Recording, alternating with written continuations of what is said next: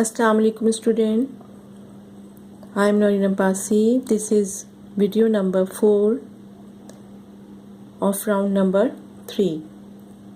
I had explained stock exchange. Now I am reading stock exchange for your convenience.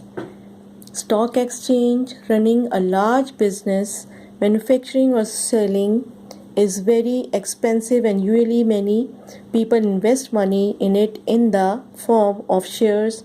They hope, of course, that the business will be successful and will make a profit. These profits, after all other expenses are paid, are divided among the shareholders. If the firm is doing well, they may get good dividends. What is the dividends? Dividends are when a company distributes a portion of its profits to its shareholders, their share of the profits. If business is bad, they may get little or nothing. These shares can be bought or sold on the stock exchange. Here, hundreds of highly skilled workers sit at computer screens or telephones connected to many of the world's capitals. They buy and sell shares on behalf of the clients. The prices of shares are changing all the time, even minute by minute, according to how a particular company is doing and according to political issues and many other factors. If a company has a poor year for profit, then the share price falls. If it has a good year or buys up a rival firm, the price of the shares rises. The object of the investors is to buy shares when the price is low and sell when it is high. But when millions of people all over the world are doing the same thing, it is a very difficult job. The people in the stock exchange make their money by charging their clients a small percentage of the money they handle for them. Millions of rupees can be made or lost in a few moments. Other important occupations supporting industry, trade, and commerce are banking and service industries. Now, the next topic is banking. And what is banking? It is a business activity of accepting and safeguarding the money owned by other individuals and entities and then lending and this money in order to earn a profit. Banks are huge international businesses which store and keep customers' money safe until they need it. Charging for this, of course, lend money to people and businesses as long as the latter can offer security for the money they have borrowed. When they repay the money, they have to pay interest, which can be quite considerable. Invest money deposited by customers on the stock market to make money for their own shareholders. Banks also need to pay interest to people who have deposited money with them. Settle customers' debts.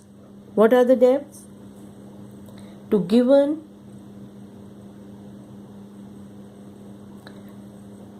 debt means to give to another a result of a loan or other financial transaction. By paying the money from customers' accounts, banks charge customers for this and many other financial services that they offer. Buy and sell foreign currencies, hoping to make a profit on such dealings. Why do you think that businesses sometimes need to borrow money?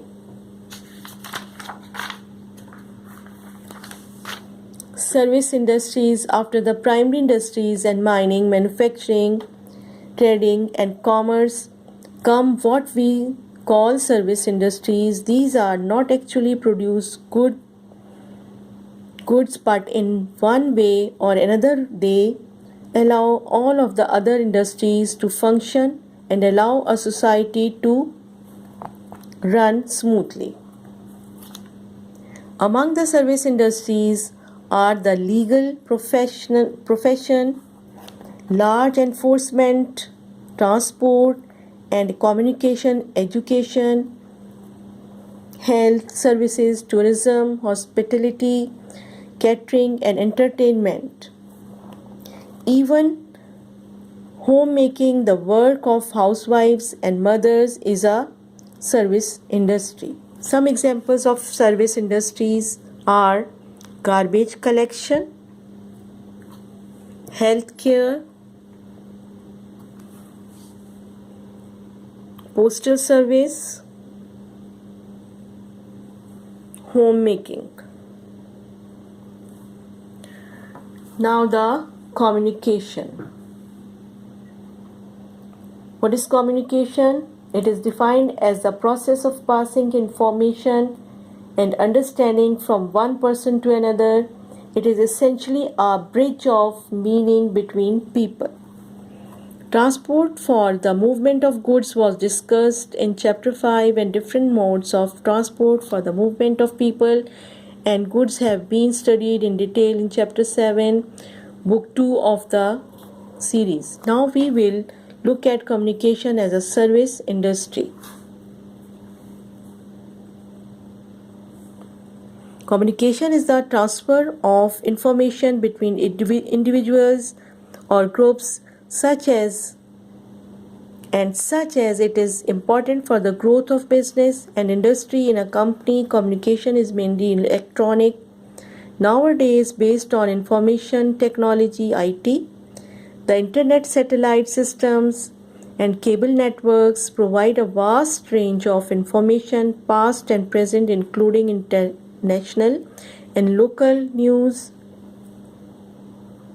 stock market rates and updates round the clock and at the click of a button. This enables people to be well informed and to exchange important information about their business. There are many people in the developing countries working in the communication industry at call centers and for outsourced businesses for international airlines, banks, IT companies, and even hospitals. Radio and television are also important and effective means of communication, as well as entertainment and information, particularly in areas where the literacy rates are low or the internet is not accessible. One of the most common means of communication today is the cell phone, which is used by young and old, rich and not so rich, all over the world. Cell phones range from simple devices to ones that have sophisticated features, means complicated features, cameras, and can be connected to the internet. Cell phones equipped with global positioning system GPS can link up with users in remote places too.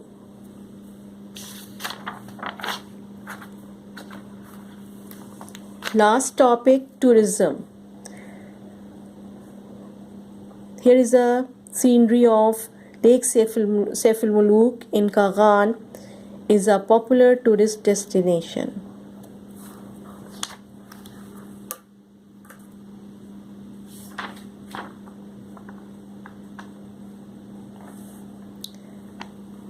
How we define tourism? The act of traveling or sightseeing away from one's home, the industry in which such travels and sightseeing are organized.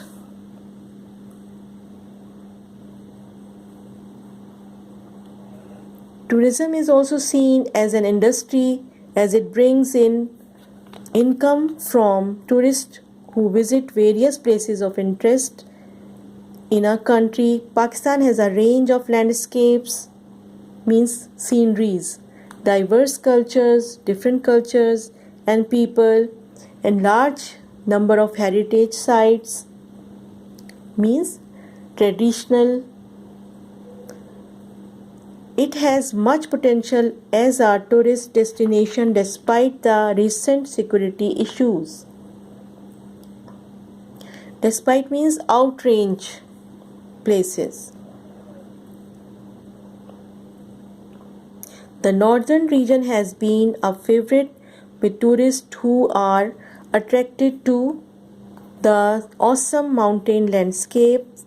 The northern areas are famous for the Shandur Polo Festival, the breathtaking mountains, and the trekking expeditions. Trekking expeditions means a long journey leading up to the Khunjerab Pass region was given self-governing status on 29th August 2009 and now known as Gilgit-Baltistan. Further south are Swat and Kaghan with their beautiful natural scenery, and to the northwest is the historic Khyber Pass, the culturally rich cities of Lahore, Multan, Bhavalpur, and the historic sites of Taxila, Harappa and Mohenjo-daro are also of interest to tourists. The chapter is completed. After that we will do question answers and blanks. Thank you so much.